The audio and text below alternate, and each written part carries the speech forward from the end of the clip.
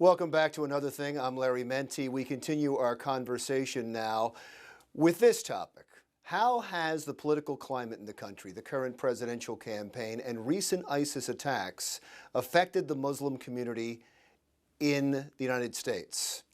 We're here now in the offices of CAIR, the Council of American Islamic Relations in South Plainfield, New Jersey. The communications director is this gentleman, Abdul Alim Mubarak Rowe. Thank you so much, sir, for talking. Thank you so much for having me. I appreciate that. Let's start with the political campaign. And of course, always the focus seems to go to Donald Trump when we talk about a political campaign. Right. He claimed a while back that he saw on television Muslim Americans celebrating in North Jersey as the World Trade Towers were coming down. Many people have said that he just made that up or he saw the wrong thing. There are others that have come out and said, no, circumstantial evidence, I saw it too. What's the truth?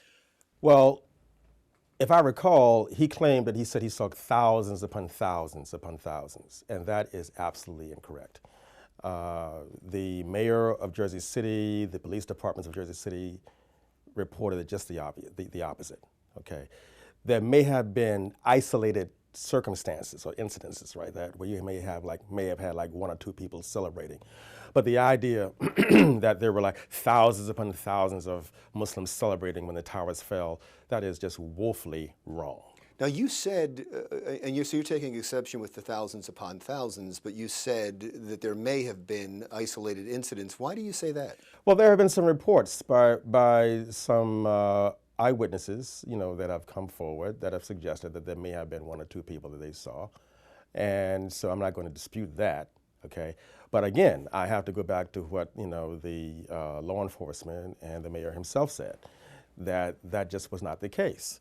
And so there certainly wasn't thousands upon thousands of Muslims celebrating. I get it, but let's just say that there were isolated pacts, and we don't know if that's true. You're going by reports. We don't know if that's true. Right. If that were to be true, you denounce that?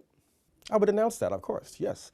Because when the towers fell, we were all affected, Muslims especially. In fact, where I was working, the office where I was working, we were praying, that, man, we hope there's no Muslims involved in this, because we knew what the backlash was going to be like. And was there? Well, not to me directly, but there were some who I know who felt that. And they reported that they felt that they were looked upon with suspicion and with some dislike. You're bringing up an interesting point, because I remember there was a fear of backlash after 9/11 for Muslim Americans. And there's a fear today about a backlash against Muslim Americans because of the current political climate and because of recent attacks by ISIS. Right. Is it worse now than it was then? It's worse now than it was then, because if you recall, during September 11th, the aftermath of September 11th, President George Bush went to a masjid, a mosque in Washington, D.C., okay, and publicly stated, for the record, that Islam is a religion of peace, Muslims are great Americans, we have no problems with Islam in America, we have no problem with Muslims in America. Our problems are with the terrorists, right? So no other national leaders came out to cast any sort of negative aspersions denouncing Islam and castigating Muslims.